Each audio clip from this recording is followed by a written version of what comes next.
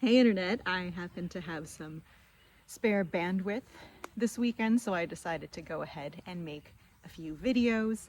These aren't going to be as high effort as the ones that I usually make, in the sense of having all kinds of slides with charts and oftentimes visuals that I make myself out of little icons and stuff. And then the good news is that I also, in the process of planning these, outlined about 20 more concepts, which will each be individual episodes, but you have to wait until I really feel like I can focus on them, which is going to be when the farming season ends in December, January, February, March, April, distributed across those months.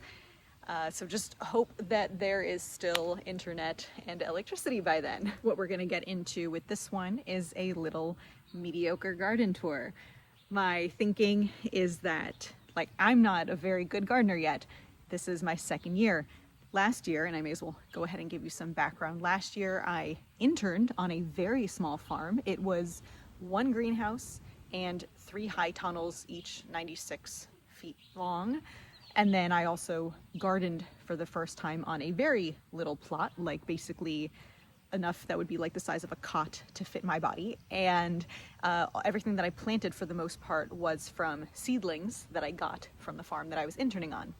In contrast, this is now my second year of doing both. I'm working, last time was about fewer than 26 hours a week. Now it's 40 plus hours a week on a farm that is 50 acres.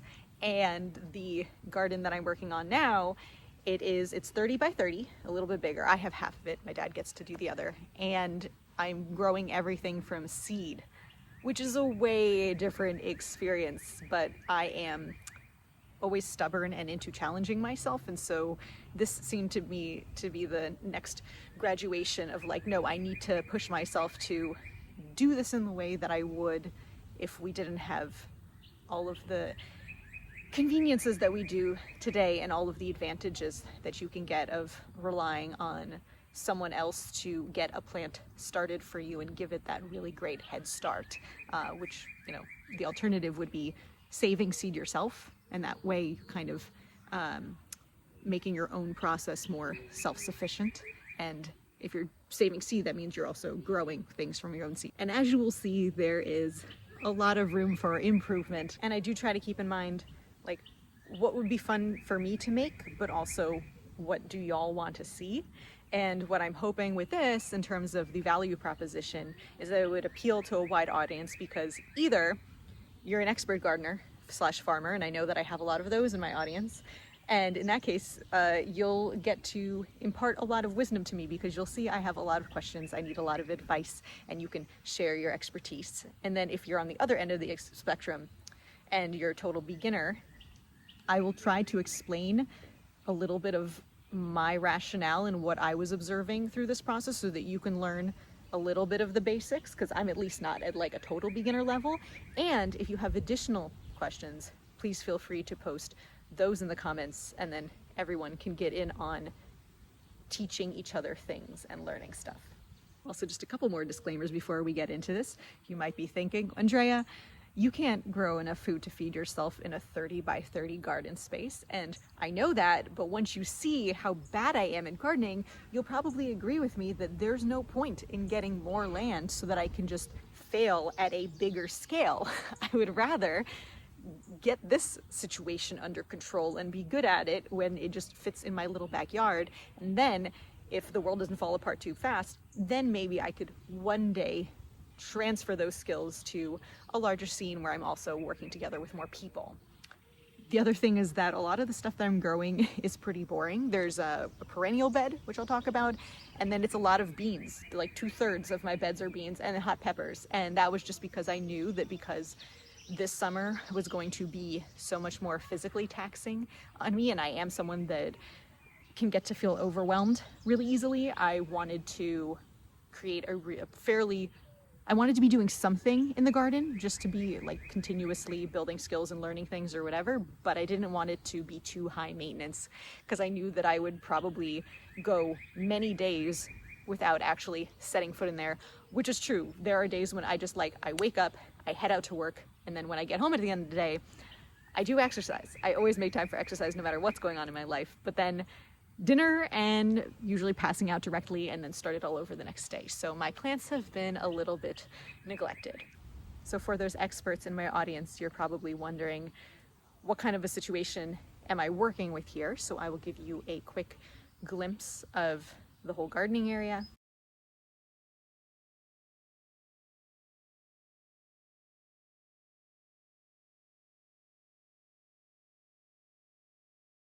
I'm in zone 5B on a north-facing slope. I will paste for you in a second my soil survey. For the people who don't know about this, if you live at least in the US, there's this website, you can probably search on YouTube how to find it or how to like navigate through it, but it's the WSS soil survey. And actually maybe the SS is the soil survey part, but anyway, you put in your address and then it gives you all this data.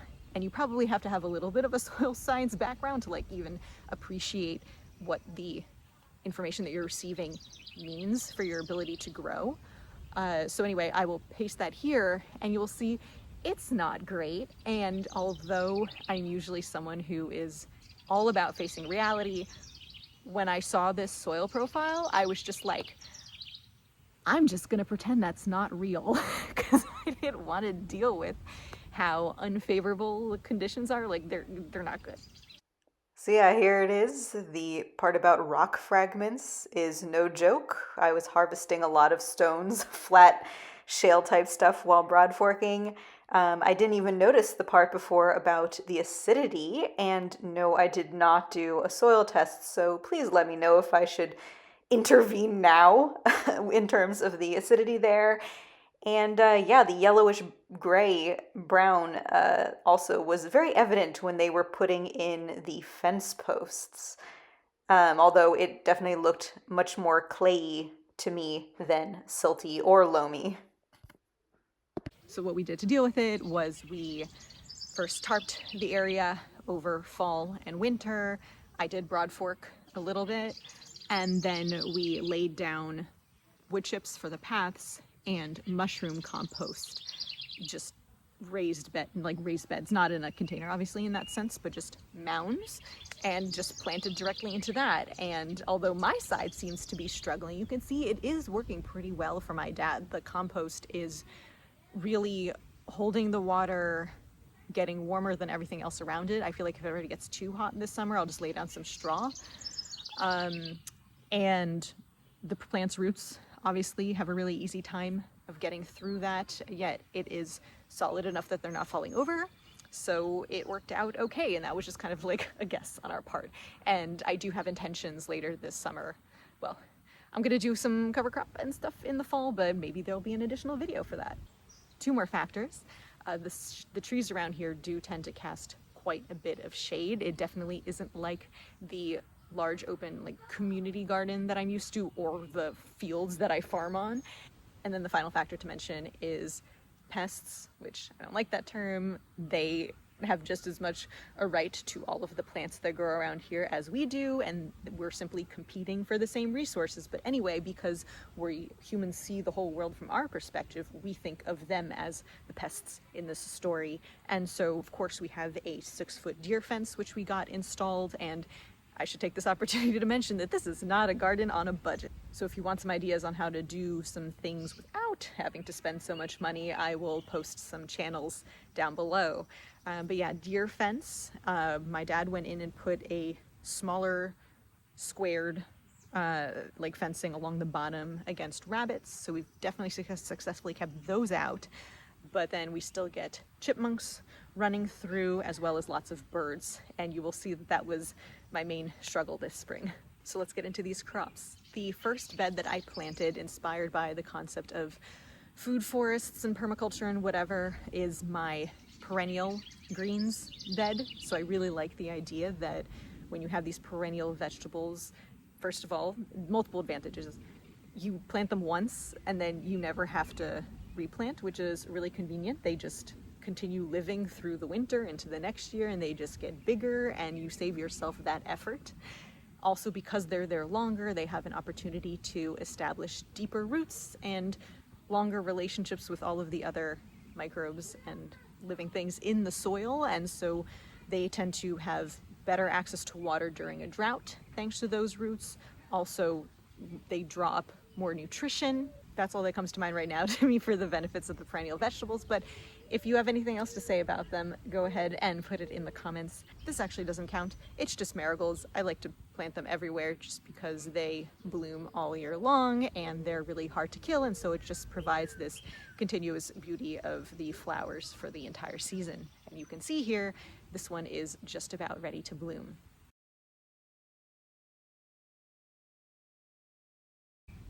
Next up though, and an actual perennial, is perennial kale. It's not sea kale.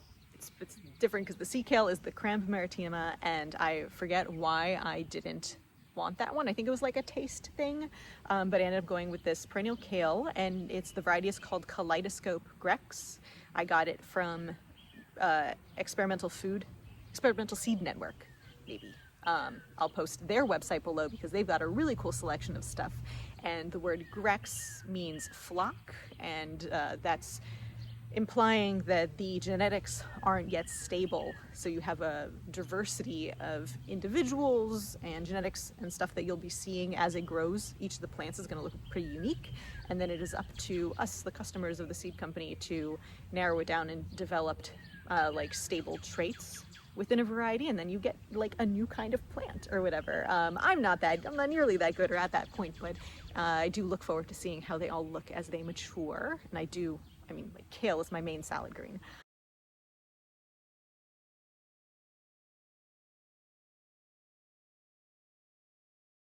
Next up is my good King Henry.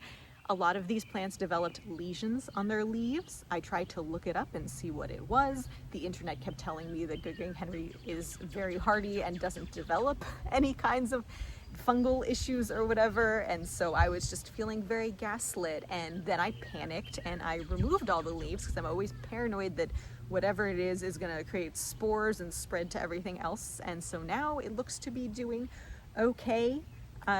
So I guess I don't need any advice on that. I'm glad that that's over and that it survived.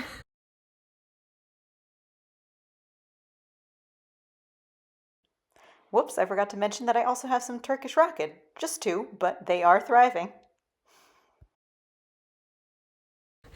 Then, this is the first site of the massacre. We have the chamomile.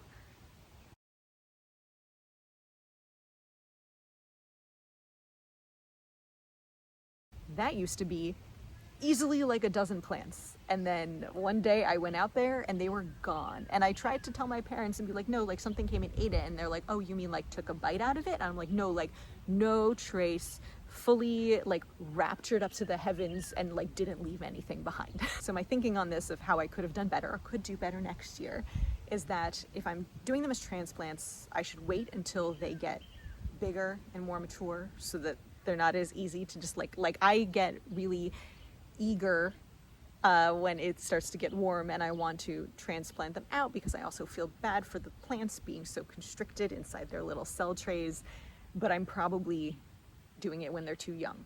Definitely. I mean, compared to the size at which I transplant things in my own house compared to the size they are when we do it at the farm is like no joke. So that's one thing. And or I could cover them with row cover until they get to the size where they're harder to rip up. That would also be something, you'll see it happen to things that I direct sowed as well. So again, I'm thinking what I need to do is just make sure I'm sowing the seeds deeper, plus adding some row cover over it. But if you have any additional tips, please let me know. I don't want all of my stuff to constantly get torn out of the ground. Then we have another remnant, my one strawberry plant.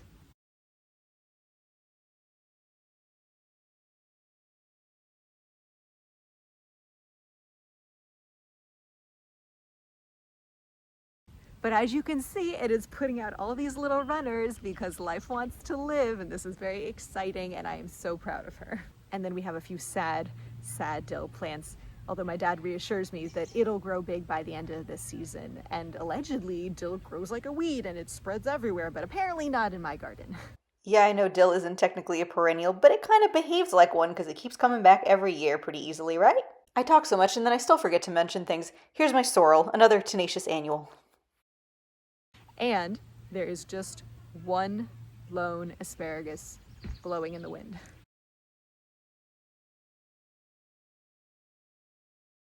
So this asparagus situation, perfect example of me and my stubbornness. I was like, I'm gonna grow the asparagus from seed, because if you haven't seen it, asparagus creates these cool fronds or plumes, and then if you have a lady plant, it has red berries on it, which is like, if you've only ever eaten asparagus cooked, you would have no idea what the plant is if you saw it out in the wild, in a garden. But clearly, I mean, it doesn't seem to be doing very well. I know you're not supposed to eat it until the 3rd year. Obviously, mine is not even close to being ready to eat in the 1st year. But I'm like, this is one that I'm maybe just willing to cave on and grow from crowns. Is that like, would that be a normal thing to do if I were to suddenly put aside my pride and just be like a normal person and put in a normal amount of effort?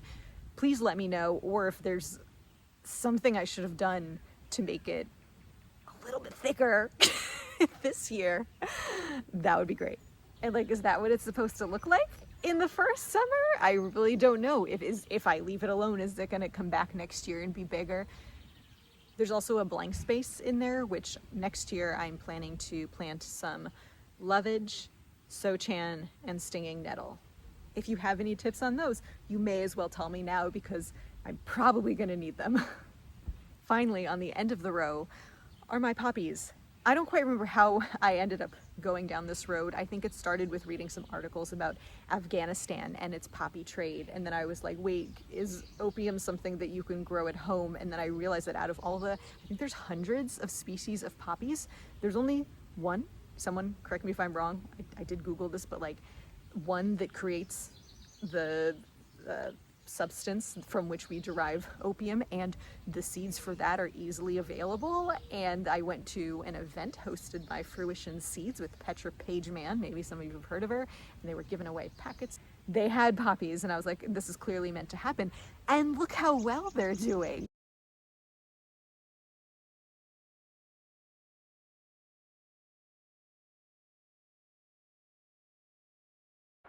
Okay, update. It is now Sunday morning, and look!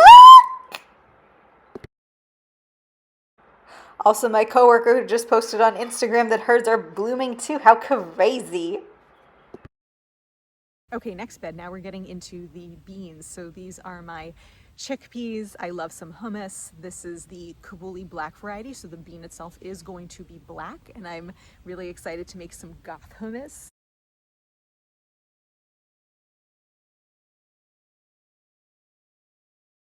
Now, I haven't noticed many pollinators around, which is concerning.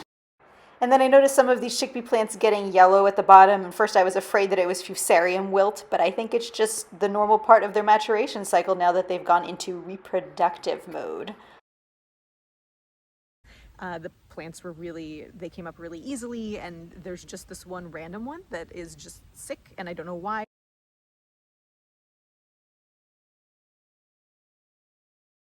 Also, there's a whole row of them that's missing. This is where, again, we're getting back to probably birds and chipmunks coming in and eating them. That's one possibility. The other one is poor germination, but it would be really weird that that one row just all didn't germinate, or that one section. Or it could just be that my brain shut off while I was planting those and I just skipped the whole row and didn't realize it. But I think it's the first thing that somebody else came in here and had themselves a snack. Oh, and I didn't actually tell you all the reasons that I decided to grow beans. First of all, low maintenance. 2, I eat them because I'm a vegetarian, and so that's one of my major sources of protein. Also, they are really easy to preserve. I would plan to, if they all start to come in at the same time, I have a dehydrator. It looks like, for those who don't know, it's like a little tiny oven. And so when you get like dried beans from the store in a bag or whatever, like that's how we've preserved them. So that way I could just make it last for as long as it takes. And you get them, they improve the soil because they have a partnership with bacteria in their roots, and that fixes nitrogen and then makes the soil richer after they die if you leave like also the bodies, the rest of the plant there to decompose into the soil. And I looked up the common bean, Phasalis vulgaris. There's a study that determined that it actually contributes the least amount to soil fertility, even though that is the genus and species of the plants that we are most familiar with. So I made sure that the 3 bean species that I'm growing are not Physalis vulgaris. So that's why I have chickpeas, lima beans, and cowpeas. In that gap where the chickpeas have disappeared, I planted a little bit of cosmos, again because that's just another seed packet that I happened upon, and I do love the way the cosmos look. This variety is called Diablo. So I direct sowed those, and I'm glad to see that they came up. I direct sowed all of my legumes because most people say that that's what you're supposed to do. One of the channels that I follow, they transplant them, but whatever. From the other half of that bed that isn't chickpeas is lima beans, because my dad likes them. And again, it's not the standard bean species. As you can see, this was another area that just got decimated by birds and chipmunks, but I just planted a few new ones deeper down and put some row cover it, so hopefully this next succession sowing will have more survivors. Now in this third and final row of mine, we have some hot peppers, and I chose to grow hot peppers even though that's kind of a bit of a challenge in our climate. They're not native to here, because first of all, I just love all things spicy. I like to just torture myself in every way possible, including with what I ingest. I love how they look when they're growing. We grew a bunch of them at the farm where I was interning last year, and then I brought a few of the black scorpion tongue and like death spiral varieties home to grow in my own garden, and it was really fun. So I know that with hot peppers, they actually have the potential to be perennial if you keep them within a temperature range that doesn't kill them the way that our New York frosts would. And so my expectation is that I would dig up the most successful plant to bring in for the winter. And I know that of the 3 species of peppers, so capsicum, anum, bacatum, or chinense, bacatum and chinense tend to have the longer lifespan. So I was thinking I could save myself some effort if I plant once and then allow it to grow year over year, and the only it would become larger and more productive every year, and I just have to go through the trouble of bringing it inside and outside. With that in mind, I chose the varieties Tabasco and Habanero. I have these guys under a row cover because we had some nights recently in the 50s, believe it or not, and I didn't want them to catch a chill. That being said, they are very small for late June. I think that again, my stubbornness got in the way. I didn't want to use a heat mat when I was starting them indoors because I was like, I'm going to do this using as little energy, like industrial energy, as possible. I want to just do it au natural. But yeah, they just didn't have the support that they needed to get a strong head start on growth. And so we'll see how these do this year. But I've already purchased and obtained a heat mat for next year. I don't have grow lights. This is where I'm like, okay, how much am I willing to do to create artificial conditions to support the growth of this plant? Let me know your take. Do I need, can I just get away with a heat mat? Would that work, please? Then next we actually do have a common bean because I just got the seed packet, and so there they are, and same thing happened to them. Little chipmunks or whatever ate it. I've replanted more seeds just now and row covered it.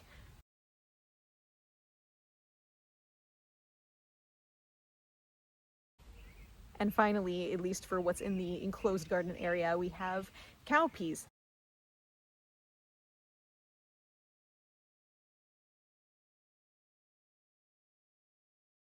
I'm sure that I will find a way to enjoy them, and again, they fit my parameters of being not a standard bean. And I love anything that climbs. I think it's so cool when the tendrils find something to wrap around. I may as well show you my dad's beds. Back there he had some beans. Here we've got basil, tons of tomatoes, which I convinced him to support with a Florida weave, and then he's done that as well for the cucumbers. We'll see how that goes.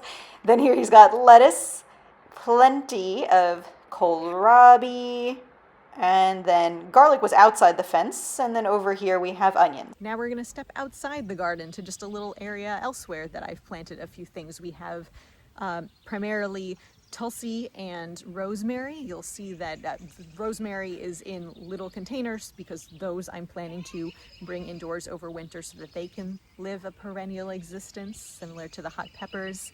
And Tulsi because I love Tulsi tea. I'm hoping these plants grow big and strong. There's a few there that are struggling, as well as one of the rosemary plants is struggling.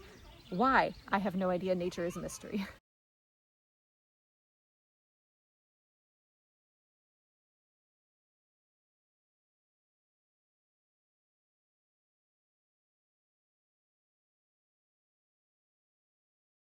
Next up, brace yourselves. This is my micro meadow. Y'all have probably heard about the fact that all the insects are dying off and there's a pollinator crisis and all that, but you don't have to worry because I have a little spot that's like 3 by 4 feet that's just gonna be a little haven for all of them.